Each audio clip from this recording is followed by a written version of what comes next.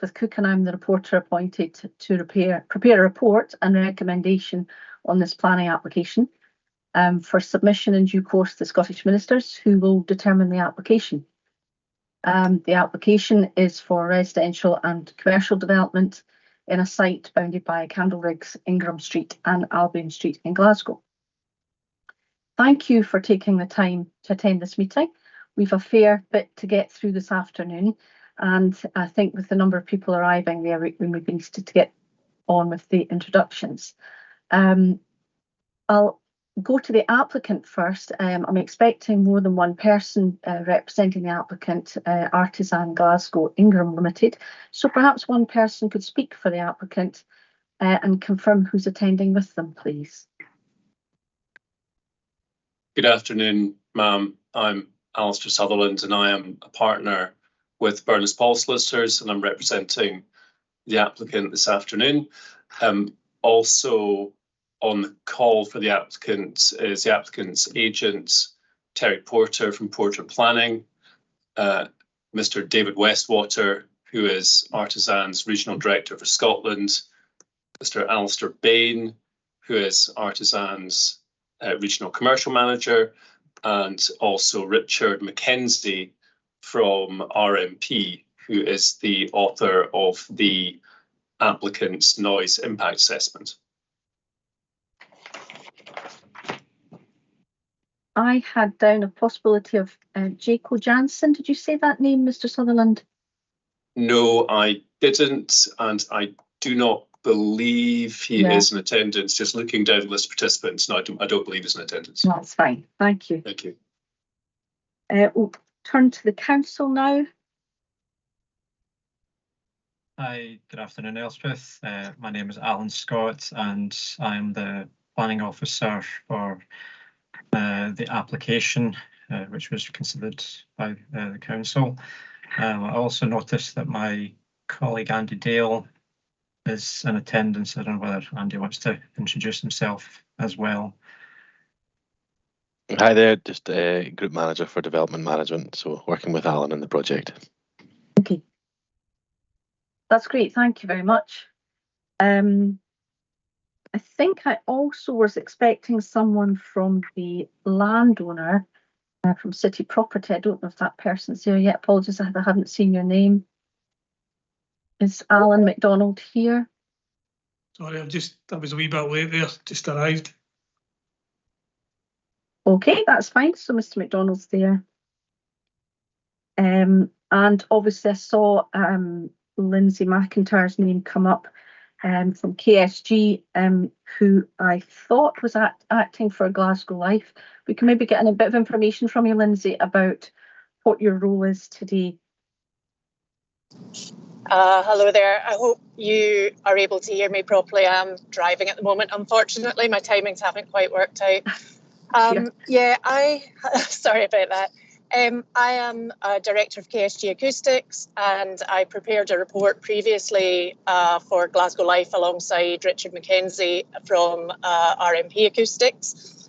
As I explained in some correspondence previously, Glasgow Life did not object to the development and instead put in representation and therefore are not directly represented during these proceedings. However, my latter involvement has been through Merchant City Community Council, and that's kind of where I sit just now. But I'm an independent expert in acoustics. Right. So my understanding then is that Glasgow Life don't have a representative here today. Yes. But you're here because of your understanding of the noise position. Yes. The venue. Is that correct? Yes. That is absolutely correct. And you've still got a commission to be here and to be interested in other procedure that's to follow.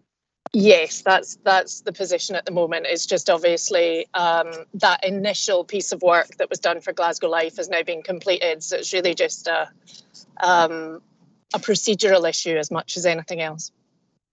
Okay. And I might turn to the other parties now. And I was looking to see if there's obviously I've got the list down the side. We've got about 20 people in total, some of whom have already introduced themselves. I'm wondering if I could just take a moment and I'll just go down the names down the side of those who I don't think have been said hello yet. So in no particular order, I think just coming in alphabetical order, I think there's Angus McFadgen. He's here. Beth Lawton, David Fox, David Hughes, David Westwater is one of the applicants' team. I've got something coming up here as DPA3 external. I don't know if that's a person or just part of our admin. There's Eileen Mills, Gary Atkinson. Oh, there's Jaco Jansen now. That's a member of the applicants' team. Right, tick him off.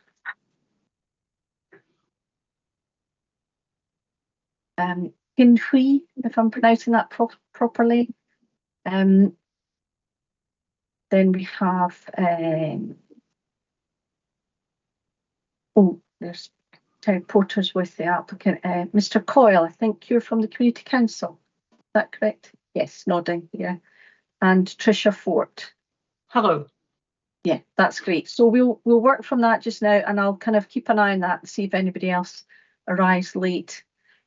Apologies, you're going to see me kind of moving about back and forward here. I'm trying to work with multiple screens, so my camera's in front of me, but all the pictures of everybody are to my side. So apologies if I'm moving back and forward as we're going along through today. So I just get back where I want to be.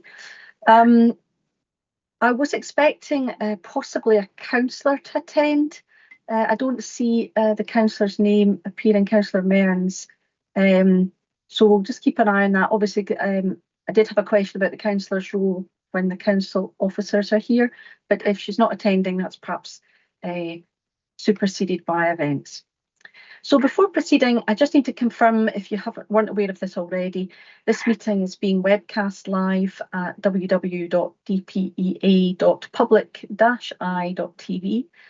The video recording will be retained on the website after the application is determined, and by taking part in the virtual meeting, you are consenting to being filmed and to the use and storage of those images and sound recordings and any information contained in them for webcasting and training purposes, and also for the purpose of keeping historical records and making those records available to the public.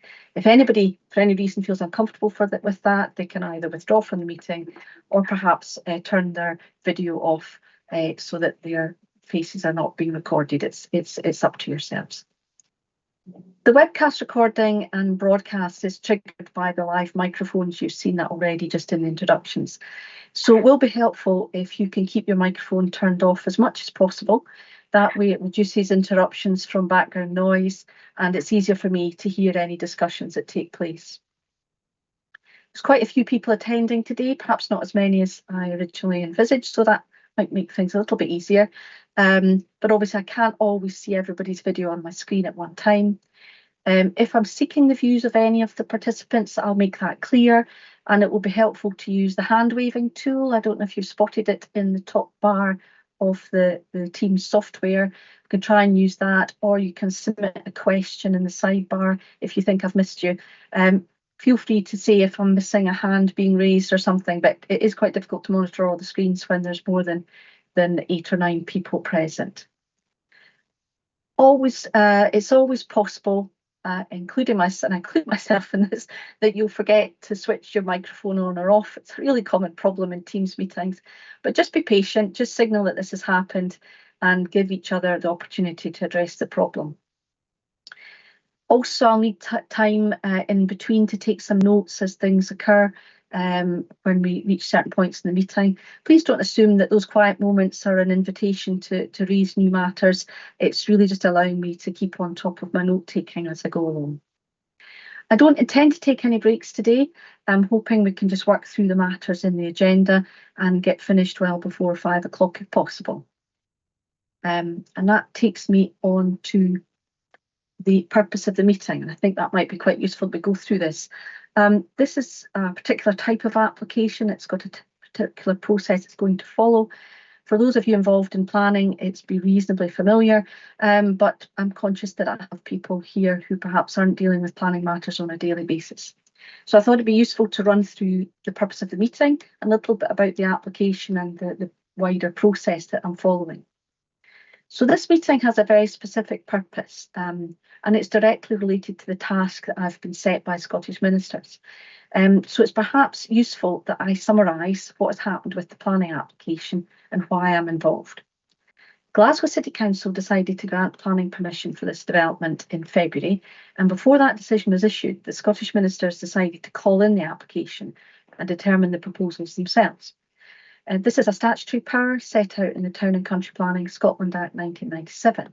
And when this happens, a reporter is appointed not to make a decision, as I would if this were an appeal, but to prepare a report and a recommendation. Scottish ministers then consider the report and they reach their own conclusion. The ministers have given a specific reason for the call-in, and it relates to this agent of change principle. You'll have seen that some of the correspondence. If I summarise that very shortly, for this case, I think it's about whether the proposed design has adequately protected the noise-sensitive elements of the development from the noise emitted by the established performance venue. That is therefore the focus of my task, and the letter sent out asking if you wish to participate in any further procedure, such as this meeting, highlighted that fact. But in preparing my report, I must address all the relevant planning matters. All the existing representations and consultation responses are taken into account, and where I find the matters are clear and well expressed, I won't be seeking any further submissions. The purpose of this meeting is therefore to establish where I think I need more information, clarity on a topic, and whether there's a process I could follow to be able to retrieve that information. And that's to let me complete my report for ministers.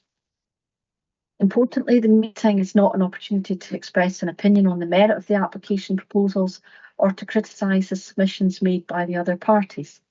If any person's contribution strays accidentally into doing so, I'll draw that to their attention and ask them to cease. From my reading of the various representations, it's evident that only 2 raised the agent of change principle. So it was actually open to me to restrict the invite to participate in the process to just those persons, but for one important reason. Since the Council's committee report was prepared, and of course the application submission documents before that, a new piece of planning policy has been introduced, the 4th National Planning Framework, or MPF4 for short. My report to ministers must take on board the provisions of this new statutory development plan document, and it's only fair that I offer the parties a chance to submit their views on the various provisions of the document in the context of this planning application. Many of the representations I know raise matters of planning policy, and therefore by extending the invite to all the third-party representations, I gave everyone that was concerned about policy matters a chance to update their submission if they so wished. Now, you're not under any obligation to do so, but the opportunity is there. And I'll return to the various matters and the processes through the rest of the agenda, as you've seen if you've reviewed the document.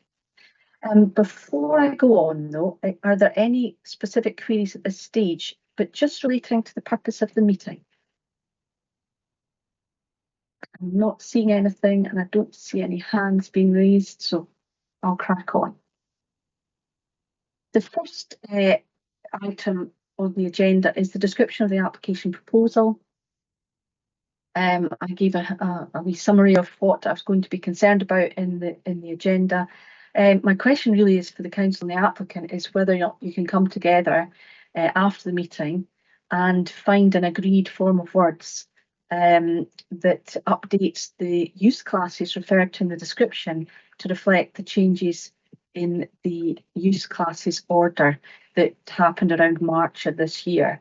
It's primarily around the new class 1A and whether you would seek to exclude part 2 of that class. This might seem terribly dull planning matters, but it's quite an important part of the proposal that we properly clarify which types of use would take place in the non-residential element of the proposal. So really just asking the applicant and the council, do you think that's something you'd be able to do quickly and arrange a slight adjustment to the description? Yeah, thanks, Elspeth. I Yeah. agree that it Alan's should be quite happy with that. straightforward. Yeah. Mr. Sutherland? Yes. Yes, thank you. And that takes me on to the discussion or the list of further documents that I thought might be useful. You might think it's odd that I'm asking for documents when these are all probably available online. However, the process of determining a case dictates that any document referred to my report is presented as evidence. It needs to be stored in the online case file and listed as a relevant document. Ministers or other parties might need to refer to these documents in their submissions, so they need to be part of the file. So I've gone through the this is really a list of the things I saw that weren't there. There's obviously a whole lot of documents that the council were able to provide for me right from the outset, so I'm obviously not repeating that list of documents. I'll try and give a brief summary of why I'm asking for them, then it will make sense. Obviously, the MPF4 document, I've explained the importance of that already. There's a group of documents help to inform the interpretation of the open space policies in the development plan. That's PAN 65, the council's open space map, and the council's open space strategy. The next ones are about listed buildings and a managing change document published by Historic Environment Scotland.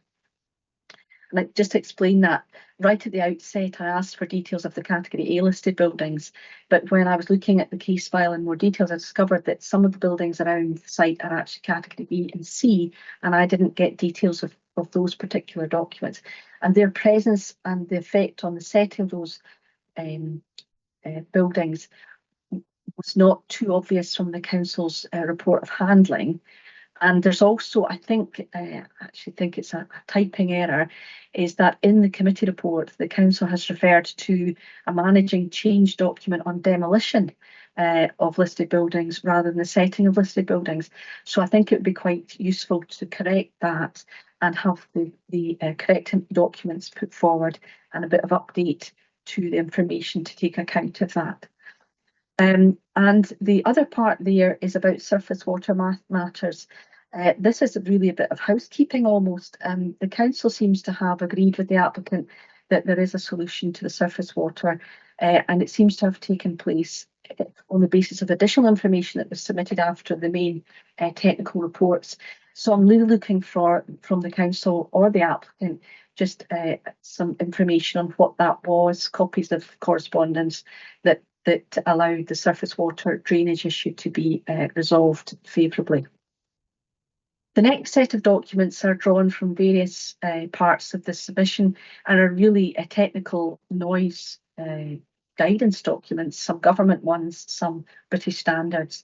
So again, I'm just filling gaps because I think they have been referred to by the various parties.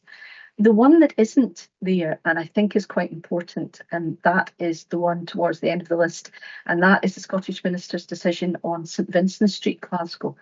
That was also a called-in case, and it related to the agent of change principle. The Minister's decision was taken just about the same time as Glasgow presented the report to committee. So I think there is a bit of that decision could be quite relevant or not to the case in front of me. And so it's important, I think, that that's picked up and that a view on that comes through in any further submissions that I get.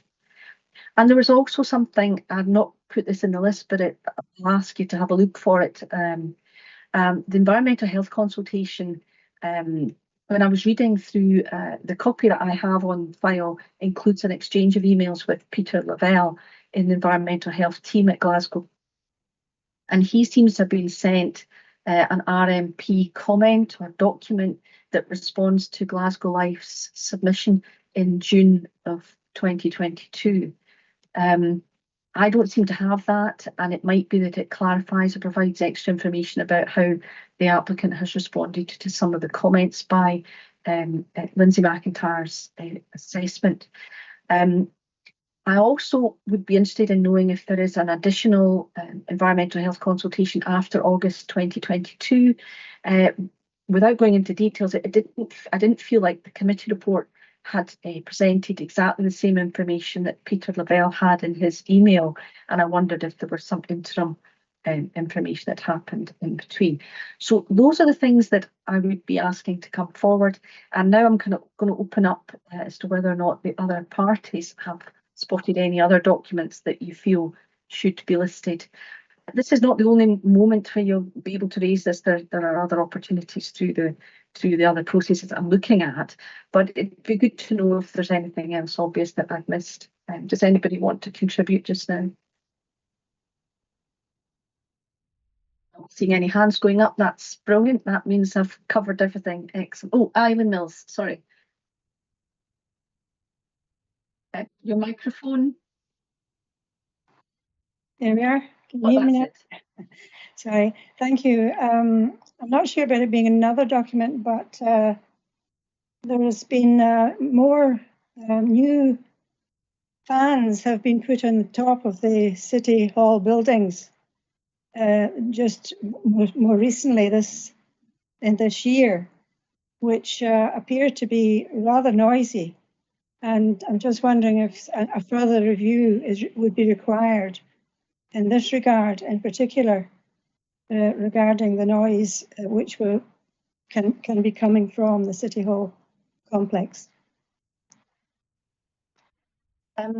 Okay, that's not a document as such. I think we might pick that up later on when we come to look at the noise matters, if that's okay, Ms. Dr. Mills. That's fine. It's a good point, and we'll maybe come back to the noise experts that we have here with us today. Is there anybody else minded to raise any documents at this stage? If you're finished with your hand waving tool, Dr. Mills, I think you can just click it back off again, and then I'll know that we've answered that query. That's it. That's brilliant. Thank you. Well, that's good. You'll see that some of these documents give rise to further process, and that takes me on to item 5 on the agenda. It used to be, for those of you who've been dealing with planning for a while, reporters used to spring their thoughts on further process on the parties at the meeting without any advance knowledge. During COVID and when we started moving to online meetings, we realised it was really advantageous if the reporter sets out their initial thoughts, and that allows the various parties to see what the thoughts are and therefore can respond accordingly. You'll see in the table that the first item and the last item are matters that I think need further process, possibly a hearing session. So I'll maybe set them aside for a moment and I'll look at the other matters on the list. And I'll just give you a brief summary of what I've done here. In reading the various committee reports and submissions and all the representations, it's clear that I think people's concerns on the matters that are the determining matters that aren't about noise are really about whether or not there should be any development on this site at all, the principle of development here, and secondly, whether the design of the development is acceptable in the application, whether it's conservation area, whether it's impact on adjacent properties. This is a place where I think I've got a lot of information, council's report, technical reports from the applicant, and the letters of representation themselves are very clear about what the concerns are. So in recommending that or suggesting to you that I don't take any further procedure, it's not that I'm not going to look at these matters, it's that I actually think I've got all the information that I need, barring the additional documents that will help fill the gaps on the policy interpretation. The fourth item on the list there is other matters. I've already covered that in terms of the reasons for asking for that, and that I'm just seeing as some additional written submissions that clarify those matters that are raised in terms of the document list. And then the other one there is compliance with the development plan policies as a topic. Again, I've got good information in the Council's committee report and in the planning statement by the applicant, but it didn't include NPF 4, just the timing of it. Those policies were not included. So my view is that giving a summary and a view of compliance with NPF 4 policies, or identifying the relevant ones and identifying compliance, that is a good subject matter for just written submissions and take it forward from there. As I alluded to in my initial sort of introduction, it is possible that the representations, those that made representations, would want to be involved in that as well. So if I could ask the council and then maybe the applicant how you feel about my intended process with regard to those 4 items that aren't about noise. Does the council have a view on that? Yeah, thanks for that, Elspeth. Yeah, I think just when I had noticed the listed buildings and the surface water management aspects in that list, I had queried that previously, but thanks for your explanations for everything that's included, and I'm entirely happy with everything you've set out. Thank you. And the applicant? Thank you. Yes, similarly on those 4 items, perfectly happy with that proposed procedure for dealing with those matters.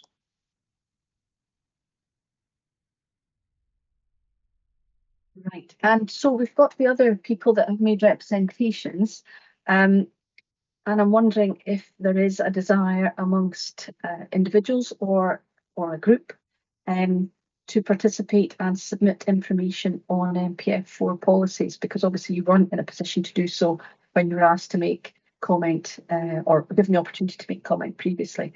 So I'm just going to have a look to see if anybody has an interest in that. You can maybe give me a wave or use the hand tool if you think you would want to be involved in making any submissions. Right, okay, so I see 2 people on my screen. That might not be everybody. So I've got Beth Lawton. Thank you, Chair. Yes, I would like to have the opportunity to submit a note on NPF4, having had a chance to read it, because I'm not sure how it would have impacted on my original submission. So apologies, had I known about NPF4, I would have included that in my submission, but I'll read it and make sure that if there is or isn't or anything else I'd like to raise under that framework. Thank you. And Dr. Mills again.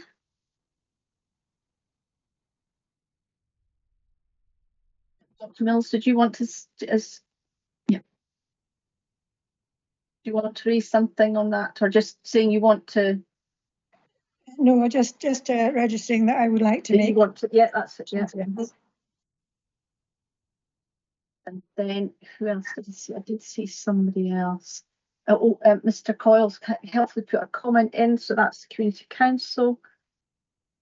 And I think I saw, sorry, you've disappeared off my screen. I think I saw, Kin Hugh. I think I saw you. Yes. Would you want to submit something as well then?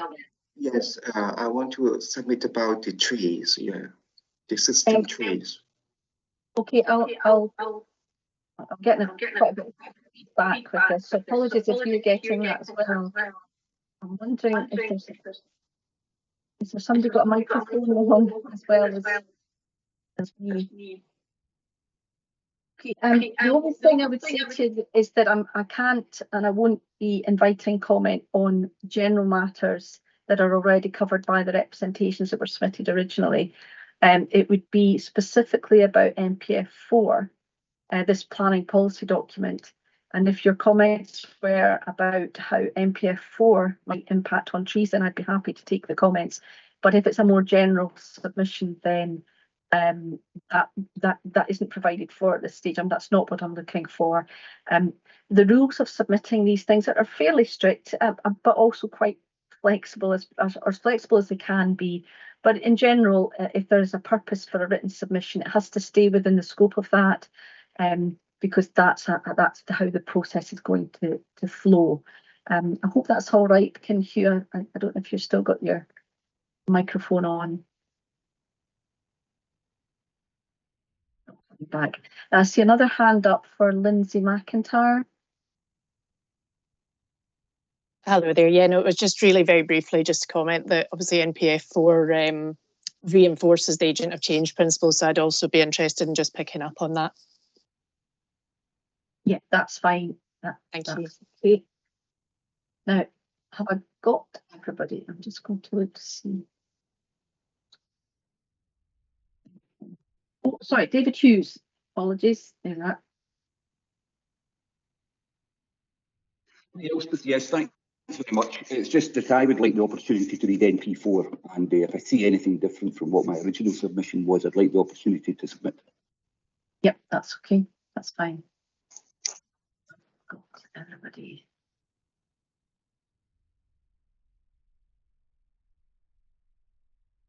If you could, if you have spoken and you're happy, you could take your little hand down on the sidebar. It comes up as somebody wanting to speak to me. So I think you just click it off again.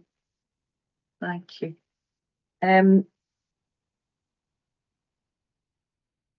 the only thing I would say, it's not too crucial. That looks like 5 or 6 people interested in providing additional information. It is possible when you've got groups of community groups that you can align yourselves and perhaps give one person the effort in reading and thinking through NPF4, and they could present for more than one person.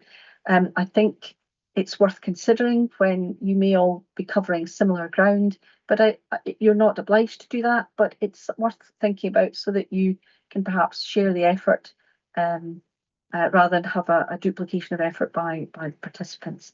I'll leave you to have a think about that. You can possibly come back to me if there is an opportunity to group together and to submit under the umbrella of one person or one organisation, such as a community council, for example. I see Mr. Sutherland's looking to come back on that. Thank you, ma'am. It's just, I wonder if it could be helpful just to clarify KSG's interest, because I'd understood Ms. McIntyre saying that she is representing Merchants City and Tron Community Council. I see that Mr. Coyle has said in the chat that they would like to comment on NPF4 and written submissions. It's just to understand if Ms. McIntyre and KSG are, if they could join together, or rather if KSG are proposing to put in a separate representation. Yeah. May I respond on that? Yes, I was just going to come back. I was just looking to see if I could see you. Yes. Oh, sorry. I know you've got a lot of people to consider. Listen, that's absolutely fine. I'm happy to obviously work as I have been alongside Mr. Coyle and his colleagues, and we can put that in a winner. So that's no problem at all. Yeah. Okay. That's fine. The only thing I'm just a little bit nervous about, and apologies if I'm being too strict, but the Community Council didn't really have an issue with the agent of change principle, and they are picking it up now, and picking up Lindsay McIntyre's assistance on that. I don't know, does the applicant or the council have an issue with that, about this issue being taken forward by a person who hadn't raised it initially in representations? I'm not seeing any. Oh, there's Mr. Sutherland now. Microphone, I think. Sorry, I don't know if I was putting my hand up or down. Apologies. On the, just now we're dealing with whether or not, or rather these are the parties who are proposing to make written submissions in relation to NPF4. So clearly in that regard, no problem with the Community Council making representations in relation to that. But when it comes on to the next matters, we'll be discussing about hearing sessions and who should be in attendance for those matters. I think that's properly the time to discuss that. That's fine, thank you. And I see Dr. Mills has come back again there. Have you got another point to make? I'd just like to add that probably most of us, aside from Lindsay and Christy Mearns, really knew anything about the agent of change. And we only found out about it when we were able to read Lindsay's representation. But that wasn't uploaded onto the Glasgow City Council portal until the 1st of August. And the closing date for representations was the 23rd of June. So no one had a chance to read that prior to making their own submissions. So that's probably the reason that none of, apart from those two, none of the rest of us commented upon it, mostly through ignorance. Okay, I think we'll come back to that, I think, on the noise section when we get there. We're just about there. So we'll maybe come back to that point and we'll have a look at that.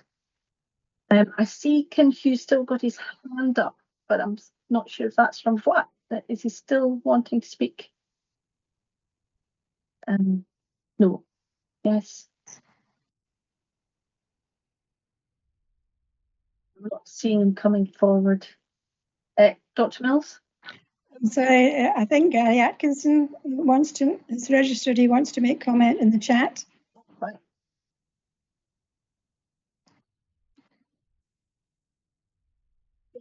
Gary Atkinson, I'm not seeing you. Oh, he's lost connection.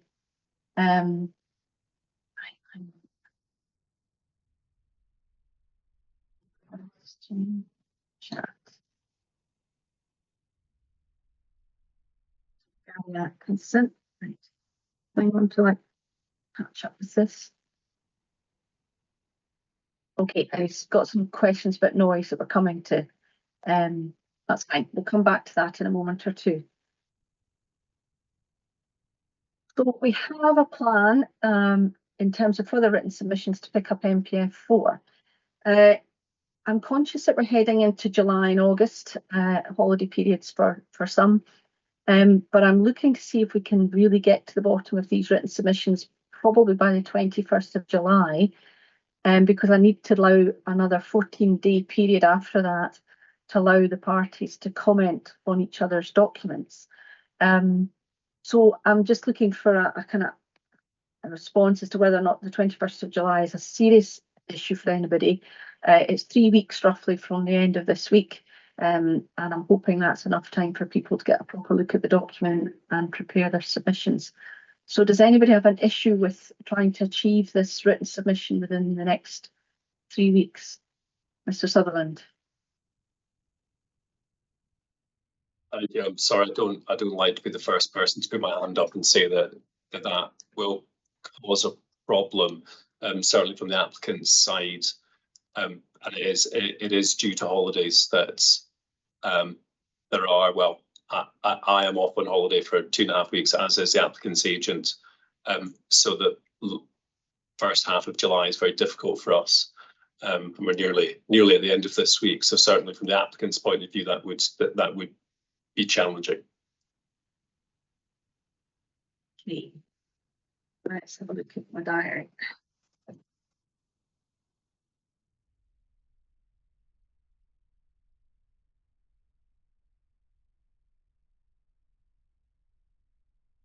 I think in essence we might come back to this because I think there's a little bit of space for this because it's not quite as crucial in the run up to any other process that we're dealing with on noise. So I think there might be some scope to vary the time for the delivery of this without it impacting on the overall completion of my report. But I might come back on that date if there's an issue with the 21st of July for written submissions. I should imagine then in the lead up to any other process there could be equally a problem. So we'll maybe come back to the date on that when we've looked at the process that I'm looking for addressing the noise matters, and we'll maybe fix a date once we've looked at that, because it could be that we work around different deadlines to suit the various participants and obviously the holiday problems that they might have. Okay, just go back to people in the list. I see David Fox has his hand up. Is that an issue? Yeah, hi. You can all hear me. Yeah, no, again, I was seconding the whole issue of document that someone just brought up being displayed at the last moment. So I've not had the chance to actually review or see it.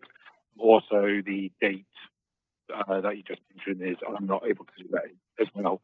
I've got other work commitments, so I'll be in favour of moving that date forward as well, just so I can get information in and push for my representation. Again, just the same thoughts as the other participants in that it was just okay. Yeah, Mr. Fox, were you intending to put something in on MPF 4 then? This is where it's only just come into my eyes. It's only recently that I received an email from the council saying that. Yeah, that's fine. It was just I didn't catch you as when I was writing down other people's names. So apologies if I missed you and you were signalling previously. So I've added you to the list of people. That's fine. Thank you. Okay, so where am I? I'm going to come back to that date because there obviously is an issue around trying to get things done in the next 3 weeks. And we'll come back to that once I've looked at the matter of how best to approach the noise issue. Now you'll see, and this is where we'll have an issue perhaps with how we handle the Community Council and Lindsay McIntyre's involvement, as Mr Sutherland mentioned. So I'm now looking at item 6 on the agenda, and we're now looking to the crux of this meeting really, and that is how best to talk through and understand the noise or the differences in opinion over how noise should be treated at this site. You'll see that I'm suggesting a hearing. That's my initial response to the information I had. If I say now, because I'm going to caveat that with on the assumption that Lindsay McIntyre was acting directly for Glasgow Life and they had a lasting interest in representing their concerns about the performance venue and how it might be impacted on by the proximity of residential properties. And therefore, there was a purpose to comparing and hearing the difference of opinion between the various noise parties. In deciding on the process, just, again, to just expand the discussion a little bit, because there's people here not normally involved in planning, there are sort of 3 basic ways I can do this now. I can look at a hearing. The hearing is where I lead the discussion. I ask the questions. I get the parties to provide a hearing statement about certain matters beforehand, and then I quiz them on it and I make sure I understand their points and I see if there's anything that I'm not sure about. It's a structured discussion. It's relatively informal as a process, and it can be very productive. The more formal option is to have an inquiry, and that, if you've read any of the paperwork, is where people present a more formal submission of evidence and they are questioned by the other parties. And the questioning, I take a back seat in the questioning. I'm allowed to question if I'm concerned about anything, but essentially the questioning, teasing out of differences of opinion or concerns are dealt with by the parties in the inquiry. And obviously we could do written submissions, same as NPF 4. It could pull back from the hearing and I could ask my questions in the form of a written note, as I'm going to do anyway for this meeting, and set out what my concerns are, and then really get the parties to focus in on the areas where I see there being a difference of opinion, and to work out and see if I can get the information by written submissions.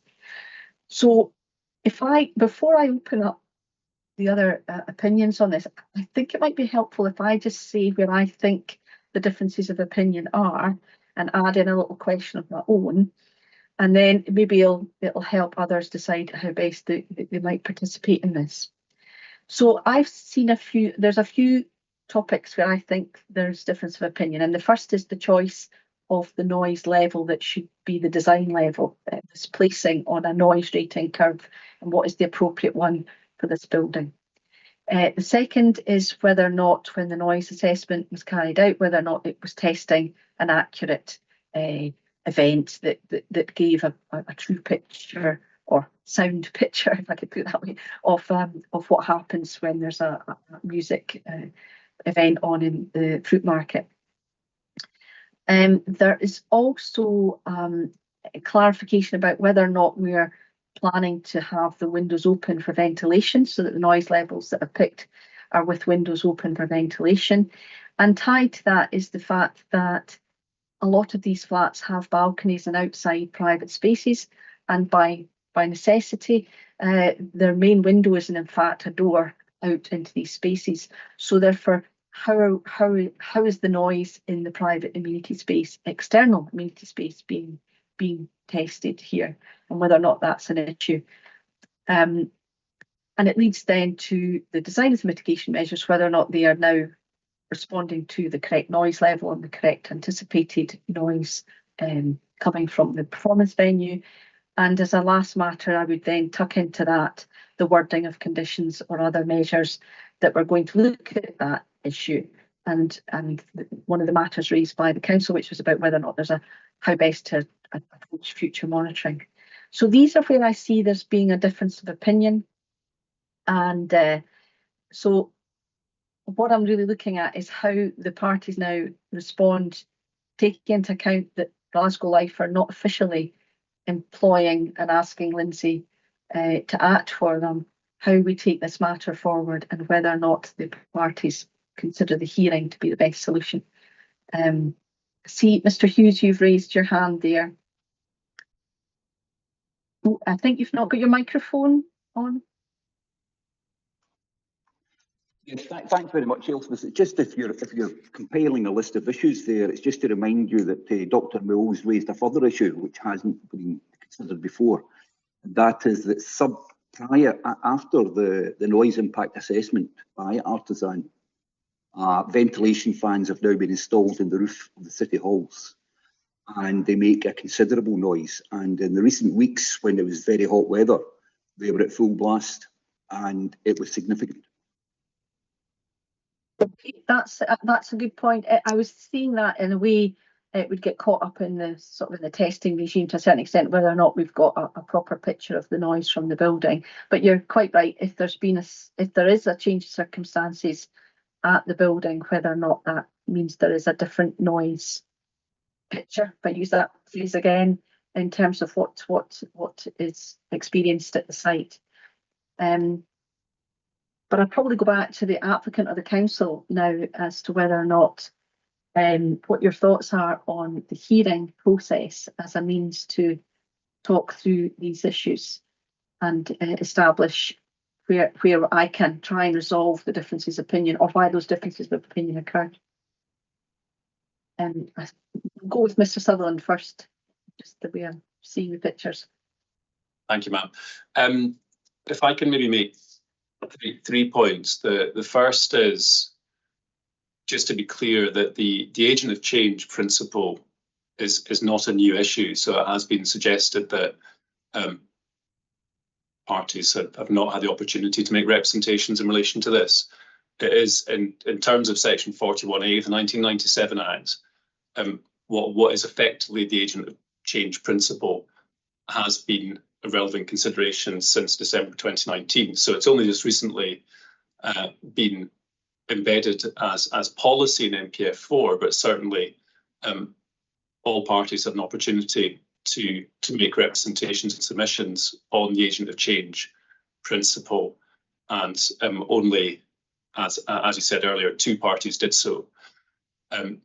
So that addresses one, the parties seeking to make representations in relation to that now claim they didn't have an opportunity to do so beforehand, which I would oppose. And then secondly, in relation to the Merchant City and Tron Community Council specifically, having not raised this as a matter previously, and now picking that up as a matter and seeking to participate in the hearing session or whatever further procedure on the agent of change question, would also oppose that, and that would include Ms McIntyre and KSG joining in with them on that issue now that Glasgow Life has decided not to maintain its interest in that regard.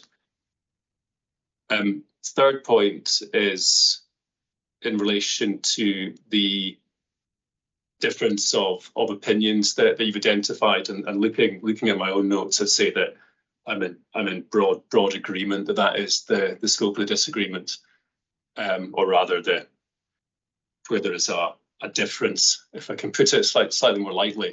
And then in terms of how the applicant would propose that should be resolved by way of further procedure, had Glasgow Life maintained their position, then a hearing session would probably be appropriate.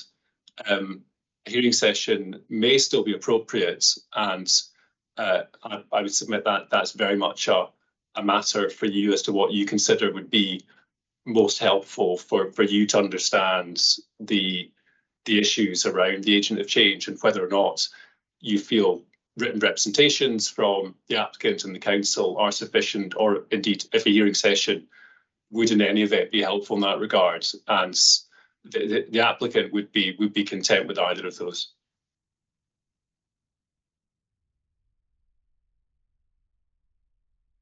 I call Mr. Scott now for the council's point of view. Thank you. Yeah, I think broadly I'd be supportive of what Mr. Sutherland has outlined. I agree with I think it's the 5 points that you've raised in terms of the noise, the choice of noise level, testing of events, morning conditions, mitigation, so on. These are the pertinent issues that that have to be covered.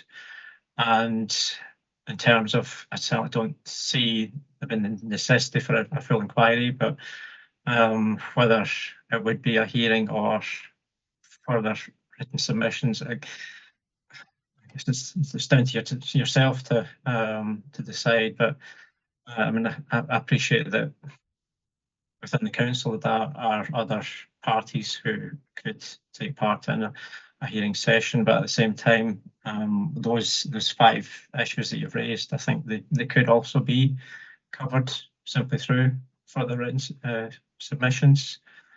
So I'm in agreement with Mr. Sutherland that it's hearing. It's down to me to decide. I'm afraid it's almost there. Okay. Right. I see that Lindsay McIntyre has her hand up. Perhaps you might give us a bit more enlightenment about your role in this. Yeah, no, it's interesting to hear everyone's views on this. I understand that there's probably a technicality there that requires to be resolved, and I'm probably again going to pile in on you, Elspeth, and say that this is probably one for you to resolve. Richard Mackenzie and I have worked quite closely so far throughout this, regardless of who I've been working for, and obviously the study that was undertaken to inform the amplified sound breakout from the old fruit market, which was then subsequently used in their report on necessary mitigation in accordance with whatever the right standard is, was done in tandem. We did it together, and obviously it was RMP's equipment that was used, but I was present during that as well, and it was pre-planned. So it's just really to highlight that, you know, we have had this dual involvement.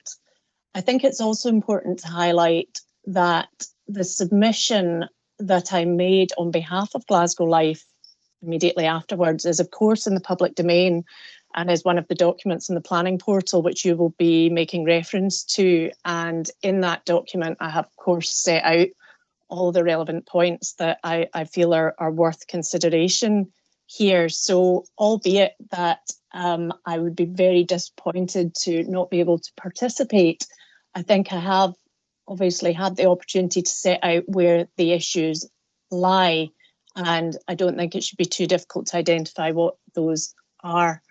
I agree with your assessment of the points in which Mr. Mackenzie and I perhaps take slightly different views, but it's not just Mr. Mackenzie and I, it's also Glasgow City Council and I when it comes to the point about what standard should be applied. And if I was really going to boil it down to 2 points, it would be the design standard applied by Glasgow City Council, and then of course linked into that the subsequent design and mitigation of the residential building. I think it's important to realise that in this case, as in any agent of change case, everything is interconnected. So the worst case or typical worst case amplified sound, the frequency at which those sound levels occur, the standard applied, the mitigation, the agent of change principle and whether it's satisfied, and of course whether the design is sufficient to reasonably expect that the levels of amplified sound won't in the future end up being declared a nuisance, which is obviously why agent of change was brought into law in the first place. So I think that's probably all I've got just now, but I'm obviously very keen to remain involved in this. I've worked alongside the Scottish Government on agent of change, and I feel suitably qualified to comment. Okay, that's fine. I think I see where you're sitting, and I will have to probably think about this after the pre-examination meeting and properly get my head around how best to approach this. I'm wondering if there is anything, and perhaps Mr. Sutherland might want to bring in Mr. Mackenzie, this issue of a new noise source at the performance venue, the roof ventilation system. I should imagine it's the air exchange from the venue or something. I don't know if Mr. Mackenzie knows about it. I didn't know about that, but I would expect that if new noisy fans that are loud enough that have already raised the issue with the community, that would have been supported by a planning application and a noise impact assessment. It would seem strange if they had just installed new fans that they may cause community disturbance. But in relation to this application, whether it's something that needs to be addressed for this application, it's not a key issue, but at some point, the design of the building will need to be checked to confirm that it is appropriate for whatever new noise they've introduced. Yeah. Okay. Mr. Hughes, I see you're waving your hand. Yes, Elspeth, I was just wondering if I could possibly get the opportunity to reply to the fact that it's been mentioned on a few occasions that the objections never raised anything regarding agent of change. But the agent of change is a legal matter, and it's only a recent legal matter, and if you stopped 100 people in the street, 99 of people you stopped would never have heard of it before. So I'm using the legal expression reasonable. It's not reasonable if you expect the community to be aware of the agent of change. Also, when the council send out the neighbourhood notification of the development, they list quite specifically what you can object about. Conservation matters, etc., etc., and there was no mention of agent of change. Okay, I'll maybe leave that there for a moment, because I'm obviously not wanting to stray into a discussion, particularly about the merits of things. I would be surprised if the council's invitation to submit an objection actually was ring fenced in some way. That's not normally how it works. I should imagine there might be guidance, and perhaps where they give you an explanation of what might be a planning matter. But anyway, it's not for me, that particular side of things. Before I come back to Mr. Sutherland, maybe just taking Dr. Mills. I think you were wanting to bring something in there. Yes, thank you. I just really want to endorse what Mr. Hughes has just said. It's significant, I think, that only 2 people referred to the agent of change. They were a consultant in the noise field, Lindsay, and Christy Mearns, who is the Deputy Lord Provost of the Council. And so the other 144 objectors, not one of them mentioned the agent of change. And I think, as David says, if you asked 100 people in the street if they knew about this legislation, there would not be a very high response. Thank you. Yeah. Mr. Sutherland. Thank you, ma'am. I don't propose to say anything more on that particular point. I've already made a submission on that. I think that's perfectly clear. In relation to the second matter that you mentioned about the accuracy of noise measures, one of the issues, or not issues, but rather just a consequence of the timing of the application, was that the testing was carried out during COVID. So there was an event was put on, and that's led to some of this discussion about whether or not it's representative and what the normal calendar of events is and such like. There is an event coming up. I think it's beginning of August, which would provide an opportunity for further testing to be carried out. If that could be helpful to you in dealing with this particular matter, where further noise evidence could be taken from an actual live event. And I think at that time, if Mr. Mackenzie and RMP are there doing that testing, then no doubt they can consider the issue of the additional fans or whatever else it is that's been put in place, and can consider that in the round. Okay, that's an interesting idea. It certainly was something would be fortuitous if the timing of a suitably noisy event, if I could put it that way, could coincide with some of our deliberations. That would be helpful. Lindsay McIntyre, are you coming back in on this point, or have you just got your hand still raised? Yes. No, just two things. One, just to agree with Mr. Mackenzie on the comment about the fans. I don't think it's a key issue, and I think the design will always be dictated by the amplified sound breakout. So just to express a view on that side of things.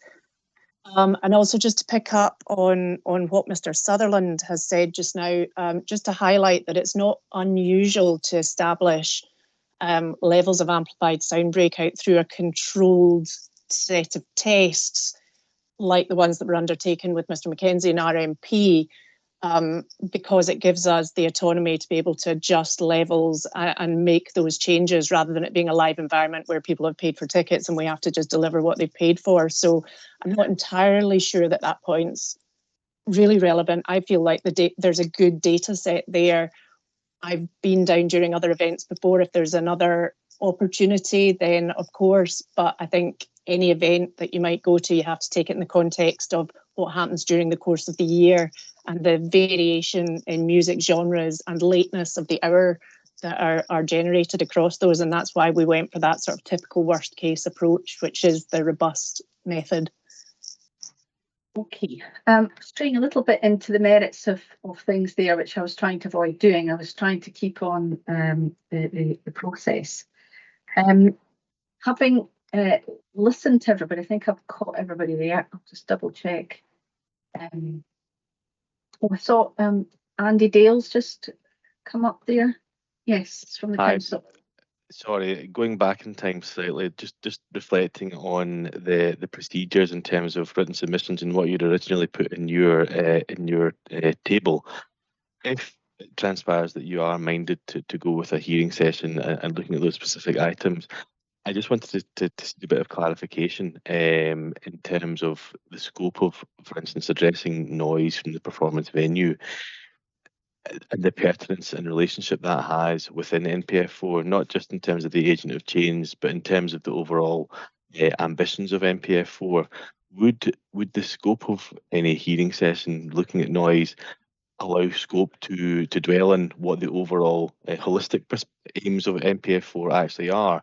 Or would that be limited to written submissions if you were to go down a separation of addressing noise performance as a hearing session, but all other compliance with the development plan and updated NPF4 is limited to written submissions? Does that make sense?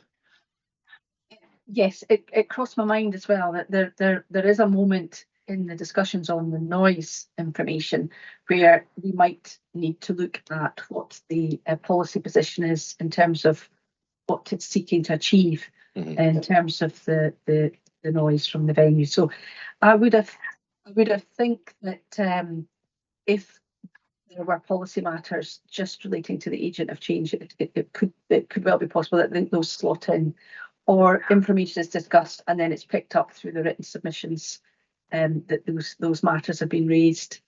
It seems to me that there's some kind of cross-referencing to policy positions or policy interpretations that you've already given in written submissions. Yes, it's a little bit of a conundrum. You're right to raise it as to how best you do it and to make sure the right people are at the right event. I think from this that I have a bit of thinking to do about whether or not the hearing is the best way forward. Essentially, if the participants at the hearing are the planning or the council and the applicant, and they are broadly in agreement, it's harder for me to kind of draw out where there might be gaps or where there are differences in opinion, and to get that other opinion. I had obviously imagined that having Lindsay McIntyre there representing Glasgow Life's interests would have given a bit of more purpose to those discussions, so we could look at how all the various views and policy positions had interplayed between the council's role as the planning authority, the applicant's noise study, and then the Glasgow Life's commissioning of a review of that study. So I think I might have to leave that hanging a little bit today, because I think I'm going to have to go and have a look to see if written submissions would be a way forward. One of the things that I can consider is written submissions with a backstop that I could still have a hearing, but a much more focused hearing if the matters couldn't be resolved by the written submissions. And that might allow a little bit of flexibility for people to make their submissions on these matters to do with noise and how that might cross-refer to the relevant policy in NPF4. But if I have this potential that the hearing could still be commissioned on the back of those written submissions, if I still felt it was going to be helpful. So that's what I think, how I'll maybe leave it today, that I'll go and have a look at whether I think that might be a way forward. And one of the reasons for doing that is obviously the point made by Mr. Sutherland, is that there's a holiday period. I should imagine if the 21st of July was difficult for written submissions, I have to say that is the optimum time period. If I go through my kind of likely time scale for a hearing, DPA kind of works on an idea that you kind of have to lead in for about 6 weeks into a hearing, from the point of today at a pre-examination meeting where you actually decide that you're definitely needing one. And that would take me to the 14th of August, or the week beginning the 14th of August. And then I need to allow about a fortnight's lead-in time to that to make sure I get any statements submitted and that I have a chance to prepare an agenda, because obviously the hearing just doesn't happen without warning of how I think the discussions would take place. So I'm thinking around in my head, really, I'm sort of thinking on the hoof a little bit, is that if the 21st of July is a problem for the written submissions, I have to assume perhaps, and I'll just take a nod, that it might be equally a problem to conclude any hearing statement on noise matters, and Mr. Sutherland's nodding. So it pushes back the hearing sometime later into August anyway, even if that is my outcome of this discussion. I'll talk round just briefly, just for information. My instinct was that if I did get everybody in a room and have a hearing, that a day would be sufficient time. And again, I could ask you that question, but of course you can't really answer it very accurately because you don't know what I'm going to ask you. So you don't really know if your questions would take a half a day to answer or a day to answer. But I would have hoped that a day would have given us plenty of time to talk through the various matters that I've raised. If I was having a hearing, I'd also have wanted to have it in person, if possible, in Glasgow, in a venue that would be beneficial to those that perhaps weren't participating but did want to come and monitor and take an interest in the event. So I think that if I go for the hearing from the outset, that's kind of the type of thing I'm looking at. But I think I might be looking now at further written submissions with a hearing only if I can't get all the answers I want from the written submissions. And I think that's possibly a stronger position. I can allow a little bit more time if necessary because of the holiday period, and then make a judgment about whether to have the hearing thereafter. The only thing, so I just saw somebody's hand come up here for a moment, but it's just gone again. Or was it a chat? Somebody's looking for. All right, okay, it's nothing to do with me. That's fine. Sorry, it just flagged up. But it leads me into the second point, and that was the other hearing that I thought I might have, which was on the conditions and the terms of the legal agreements. I'm going to take us a little bit out of noise here. The what happens is that regardless of what my recommendation is on the application, when you prepare a report for ministers, you have to assume that the ministers might approve it, regardless of what my view is on it. And so I must prepare a set of planning conditions. So part of the task is to get a healthy set of planning conditions ready that I can share with the ministers. I have from the Council's committee report their view on those conditions. The ministers would also need to know about any legal agreement, and I can see from the committee report that the council was considering a legal agreement for 2 reasons. One was a contribution to the area improvements, something along those lines, and the other was the maintenance and arrangements for keeping the public courtyard open in the longer term. So those matters I think I would still need to look at, but it might be that I can ask my questions on those matters at the same time, and I drop the hearing on conditions. I was really only going to tuck it in at the end of the hearing on noise, so that when I had everybody in the room, I wouldn't really want to convene a hearing just for this. I don't think I've got enough questions on that, and I think if I frame some questions and some further process around the conditions that I have so far, I might be able to sort that out by written submissions, and again have the backstop of a brief hearing if I didn't get to the bottom of the answers. So I think I'll have to leave that hanging as well for the time being, because I think I'd like that process till and it takes me to item 7 on the agenda, which is having an accompanied site inspection. Now, again, I'm faced with a little bit of difficulty here, because one of the reasons I was hoping to do was to get I'll start from the right position. I've already done an unaccompanied site inspection here. I've been to the site. I've looked at all the issues to do with the appearance of the site, the surrounding area, the listed buildings. I've had a good look round. And the site visit that I was imagining was an accompanied one, where I would visit city halls and the fruit market, so I had a good idea about how the building is laid out. I don't know it, unfortunately. It's not a venue I've ever visited, so I thought it was going to be useful that I went into the building so I could see where these various rooms are that are referred to in the noise impact assessment. I still think that would be a very useful task for me to do. I don't know what the other parties think, but it's the one thing I don't know about, and that is the interior of the building and how the fruit market is laid out, and the other meeting rooms within the City Halls complex. So I'd still like to do that. I was hoping to do that perhaps just tucked in as part of the hearing, so I would be doing it when I was in Glasgow anyway, so my plans are really slightly falling apart a little bit here. But I don't know how the parties feel about that hearing, about an accompanied site inspection. I'd assumed Glasgow Life were going to be represented here today, so that Lindsay McIntyre would be able to take away my request to get access to the building with the right person. So I really would like some responses on the accompanied site inspection, whether certainly the council and the applicant, and perhaps Lindsay can confirm about the availability of getting into the building. And maybe Lindsay's got her hand up there, so I'll maybe take Lindsay first.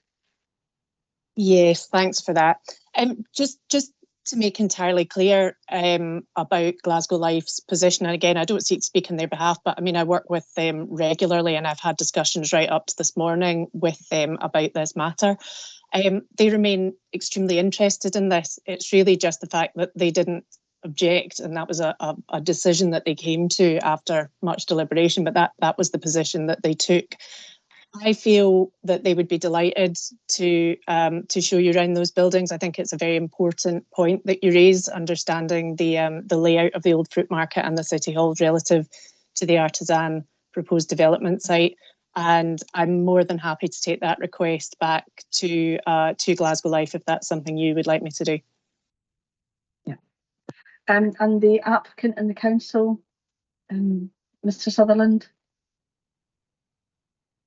Thank you. I think just taking it in sequence, if there's perhaps, if we go down the route of written submissions and then maybe a hearing, that may also flush out the necessity and purpose behind unaccompanied site visits. If there is a hearing that I think it would make absolute sense to have a site visit off the back of that as well at the same time, because it probably means that through the written submission process, there's still something that needs to be hearing about. So it means that it'd be helpful to go and have a site visit. And I'm sure the council would be able to pick up with Glasgow Life and make arrangements for that. Yeah, I'm quite happy to liaise with colleagues in Glasgow Life, and just as and when you feel appropriate to visit the whole fruit market and the city halls, if you feel that would help you out. And just a little bit of housekeeping around the site inspection, and most site inspections involving a reporter are open to the parties to attend. You wouldn't deliberately exclude anybody. Obviously, if you had a huge mass group of people, it would be very difficult to manage. So I suspect if I do arrange an accompanied site inspection to the interior of the building, I'd be looking to try and at most invite 1 or 2 people from the interested parties, perhaps as representatives, rather than to have as an open invitation. It's too unwieldy if there's an uncertainty over numbers and if everybody tries to come along, because what you want to do is make sure everybody can see and hear what I'm looking at and what I've asked questions about. And if there's too many people, it doesn't work so successfully. And also, you're going into somebody's property. I know it's a public building, but it's still a private place in terms of access, and I need to respect the owner's views as to whether or not they would take a huge party, an unspecified number around the building. So there's those issues. So if I have an accompanied site inspection, I probably would come back to parties and see if we could arrange for relevant representatives of the community interest to perhaps accompany me on that. But I would obviously come back to you on that if that was the course of events. Is there any other views on this site visit issue? I'll just go back to the list of people. See anybody signalling that, so that's fine. I was thinking that it would be, yeah, just nominating a couple of people. I do agree in excellence also if you have 10 people coming in and accompanying you, that would be there, but I would definitely agree that at least nominating a couple, 2, or those who want to volunteer to with you on this would be most ideal.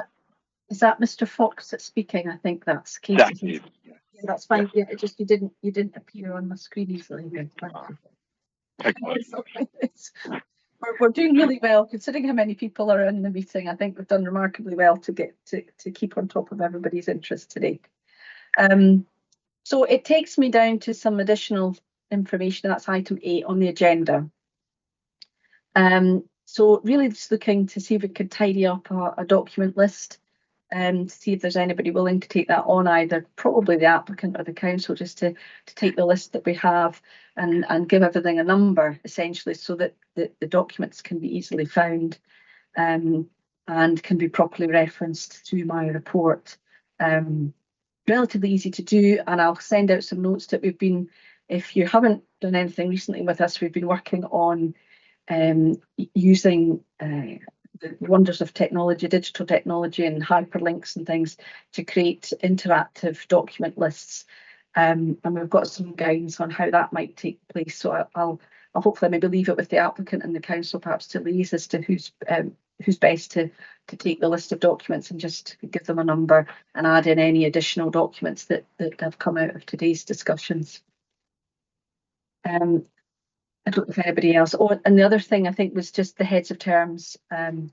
It would be to see if the council could give me a heads of terms on, in a little bit more detail as to what should be in the legal agreement. It's part of the requirement of the report that I would need a little bit more fleshing out of the heads of terms. Not the full legal agreement by any means, but just a little bit more clarity on what was required and what the key items you would be trying to secure through the terms of the legal agreement. So again, I'll put that in the note of the meeting as to what I'm requiring and when, but it'll fit in with the other timescales we've been talking about, really. So before I sum up what we've agreed, I've got here any other business. So obviously I'm going to just open up if there's any other business anybody wants to raise just now before I sum up how far we've got with today's discussions. Don't see anything, I'll just check there. Right, that's good. So I'll quickly sum up. Oh, Dr. Mills, sorry. Hello, thanks. Am I allowed to ask a question for clarity on an issue that I feel has never been clarified? Well, ask away and see if it fits in with what we're doing today. Until I know the question, I can't know if I can answer it. On you go. It's just that we were told at the GCC hearing that the building looked as if it was attached to the city halls, but it actually wasn't. And for myself, I've never been able to establish what the gap is, how great the gap is, and that it's been registered anywhere in either in the written submissions or in diagrams. So I'm just wondering if we can get an answer to that question at some point. That's an interesting point. I think it actually fits rather neatly into some of the noise mitigation discussions, because there is matters to do with vibration and noise passing through any junction between the new building and the existing city halls. So I think it's a reasonable point, Dr. Mills. I think I might add it into something we could maybe just ask for a bit of clarity on through the noise matters, because although you might have an interest maybe from other reasons, I think I can ask for it really in terms of clarity on how the noise mitigation measures would work, and we can maybe get that reassurance for you. Thank you. Is that, I'm assuming, I've just asked the applicant through Mr. Sutherland if that looked like a feasible way of getting an opportunity to answer that question.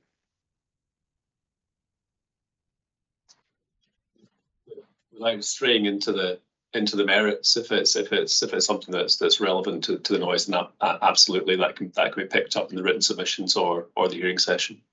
Yeah, that's great. Thank you. Thank you. So I've got here what's going to be a summary of conclusions here. So what will happen next is I'll do a note of the meeting as we've got to so far, with a timetable of things that we've been able to agree, and I might come back to you now on the date for written submissions on NPF 4. Would the very end of July be a feasible timescale? Let me see if I get, I'll just check that date again. So rather than the 21st of July, if we would the 28th of July be feasible, or is that still too tight? Would the 4th of August give you enough space to deal with people's holidays? And I'm looking at, obviously it's predominantly the applicant has the issue, and I'm not sure about Mr. Scott and his colleagues. Everybody nodding that?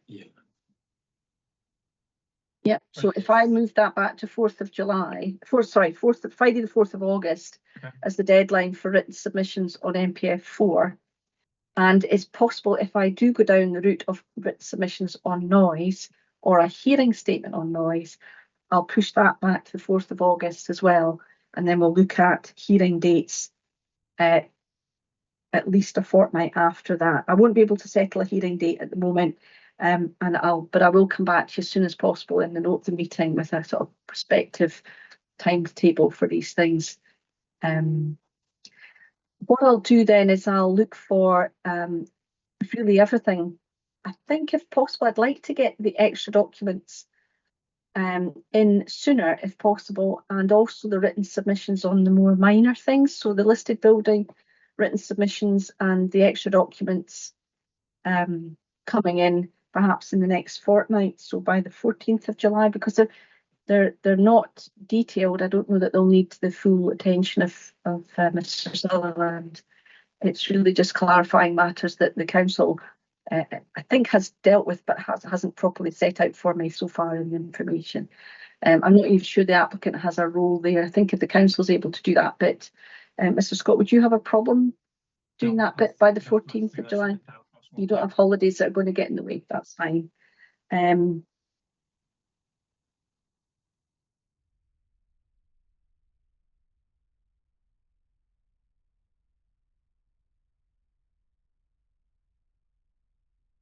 Then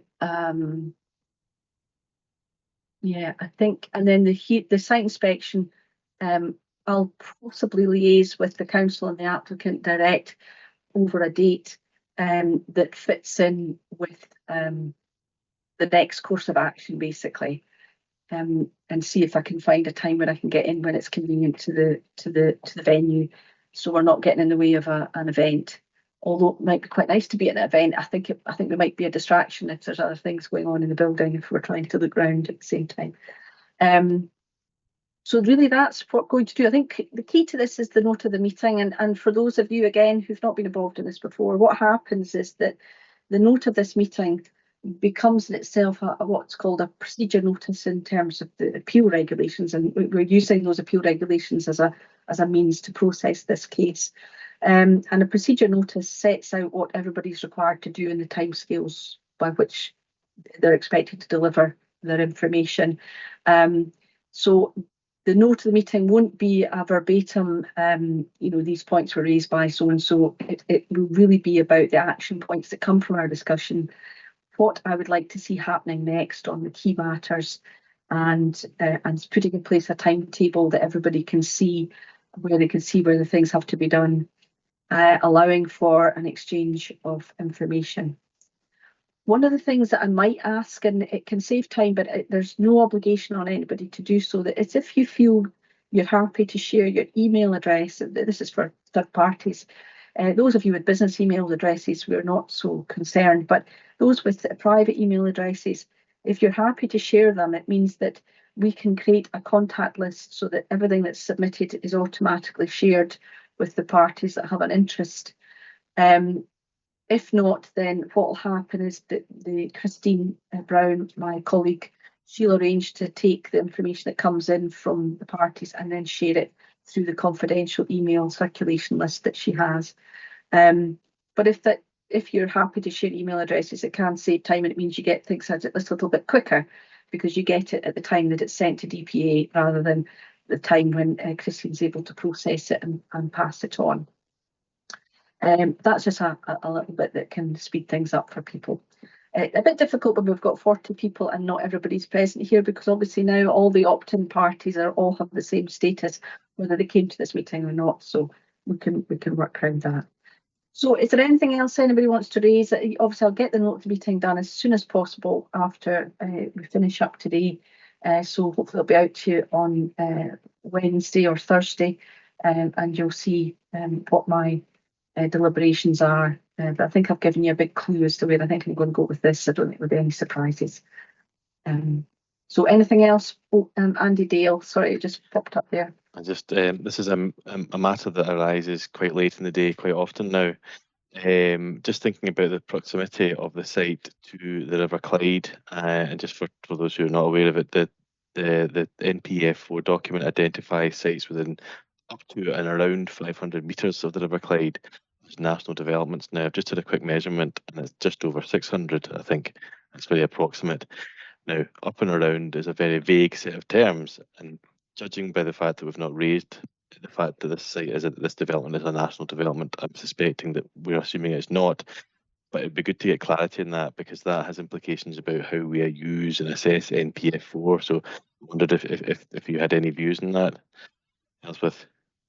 Well, it wouldn't be for me to decide. I think that'd be very much a matter for you as the council to put in your written submissions on NPF4, because I wouldn't be ultimately, I might advise ministers what I think the interpretation should be, but it wouldn't be for me to advise you directly just now. But it's a very important point, one that I had not looked for. I hadn't kind of got into the depths of NPF4. I was looking for a little bit of again, I was looking for that feedback from yourselves as to how you saw NPF4 impacting on your own understanding of developments within Glasgow City. Certainly, you've been processed as a major application because of the scale of the number of houses, I think, isn't it? Yes, it's because it processes that. So you've probably met all the procedural issues, and that would be my only comment at the moment. But it's a fair point. I think it's important it comes through in your response as to how you're interpreting it. And the applicant obviously has got an indication it's something that they should maybe have a look at as well and see if it's got an impact for them. So it's good that you've raised it just now, Mr. Dale, and it can come through in the written submissions. Okay, so I think I'll bring the meeting to a close. We've done really well. It's 4:45, which was my goal, was to try and get through this afternoon and get cracking on the note of the meeting. Thank you for taking the time to join me. It has been really useful. We've found out some new things about everybody and about how they all interrelate, and it's given me a few questions to answer, but hopefully I'll be able to do that in the note of the meeting and reassure you about how I'm taking this forward. Okay, so I'll bring the matter to a close and just say farewell. So thank you very much. As part of those works, and there's a meeting still to be arranged with East Lothian Council, and that's part and parcel of this ongoing engagement that we're having with them on the planning application process. So it's all interlinked with the planning application. I mean, it's clearly there's a complex interaction between a number of things. I've certainly heard the point about the challenging nature of the end point, and it's clearly sensible for all these matters to be progressed in sort of tandem with each other. It's not a linear process, and there's a clear understanding of different jurisdictions and different remits in different areas. I'm not really sensing, and I'll know to be corrected by those objectors on the call, I'm not really sensing a suggestion that I make a decision to throw this back and say, you know, we can make no progress in this, but rather we just need to be sensibly cognizant of the fact that some timescales, as Mr. Carroll said, are maybe not. It's not unusual for timescales to slip. But they're longer than might be for other circumstances. So I'm unless anybody kind of has any takes a different view, I'm more inclined to treat this as a matter coming on maybe item 4 of the agenda, that we need to maybe just be a little bit cautious in terms of how far we go at this stage in looking at fixing kind of dates for the inquiry. And it may well be we have to come back for a further meeting once matters are clearer, perhaps in the early autumn, to be looking at this. So if that makes sense, I'd go on to item 4 and maybe talk less, I think, about looking for actual dates for the inquiry, because it feels to me as if we'll need to take a bit of a rain check in October to see where we are in all of these, perhaps later. But I think it would be useful still if I could just get a sense from parties. Again, I'll start with the acquiring authority, and it's going to be really hard to submit. I found, thinking about this for this meeting, I found it very hard to work out how many days we might need. I mean, my kind of finger in the air thought was 3 days, but others may take different views in all of this. So I suppose for now, the question is really that I'd just like to get views from Mr. Hamilton. First of all, is the question as to whether this is appropriate for a hearing or a full public inquiry. For Mr. Jimison's benefit, a hearing is a kind of discussion, not unlike this actually in some ways, where the